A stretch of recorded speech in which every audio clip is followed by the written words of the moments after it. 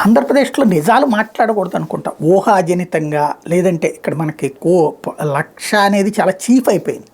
పట్టాభి గారు తాజాగా ఒక తీవ్రమైన ఆరోపణ చేసేశారు. ఏంటయ్యా అది అంటే, డిప్యూటీ కలెక్టర్ పోస్ట్కి 2.5 కోట్లు, డిఎస్పీకి 1.5 కోట్లు తీసుకున్నారు, గ్రూప్ 1 ఉద్యోగాల్లో 150 కోట్ల అవినీతి జరిగిందని. వాస్తవంగా పిటిషన్ ఏమిచ్చింది తెలుగుదేశం పార్టీ, అది ఆపిచ్చింది తెలుగుదేశం పార్టీ.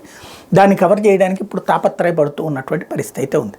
ఎవడన్నా డిజిటల్ మూల్యాంకనం వద్దు, చేత్తో దిద్దమని చెప్పడం అంటే అంతకు మించిన వెర్రితనం మరొకటి లేదు. కోర్టా తీర్పిచ్చింది, సవాల్ చేస్తారు. ఉద్యోగాలు చేరిపోయిన తర్వాత, ఉద్యోగాలు 2 ఏళ్ల నుంచి చేస్తున్న తర్వాత వాళ్ళు అకస్మాత్తుగా వచ్చేసి మీ ఉద్యోగాలు మీకు అక్కర్లేదు, మీరందరూ కరెక్ట్ కాదు, మీరు చేత్తో దిద్దడం వల్ల వచ్చారు మీరు ఉద్యోగంలోకి, అసలు డిజిటల్లో చేయడం తప్పు అంటే, డిజిటల్లో చేసింది తప్పు, చేత్తో దిద్దడం తేడా అంటే అన్నీ ఇక ఎటు పడితే అట్లాగా ఒకళ్ళ నోటి దగ్గరకు మొత్తం లాగేయడానికి మరి కోర్టులు ఒప్పుకుంటాయో లేదో చూడాలి. అసలు పాయింట్ ఏంటంటే, అన్నన్ని కోట్ల రూపాయలు ఇవ్వగలిగినటువంటి ఎగ్జామ్స్ ఎందుకు రాస్తాడు?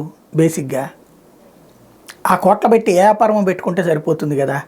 ఇది డిప్యూటీ కలెక్టర్కి 2.5 కోట్లు, డిఎస్పీకి 1.5 కోట్లు, అంత ఇచ్చే స్టేజీలో ఉంటే వాళ్ళు అసలు ఆ ఉద్యోగాలకు వస్తారా పాపం?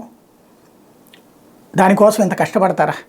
మామూలుగా అంటే 1.5 కోటి రూపాయలు ఇవ్వాలంటే కనీసం 50-60 కోట్లు డబ్బులు ఉన్నోడు ఇవ్వగలుగుతాడు, లేదా కనీసం 25 కోట్లు డబ్బులు ఉన్నోడు ఇవ్వగలుగుతాడు. కానీ మామూలుడు అట్టంటోడికి ఇందులోకి వచ్చి ఏదో బాపుకుందాం అనుకుంటారా బేసిక్గా?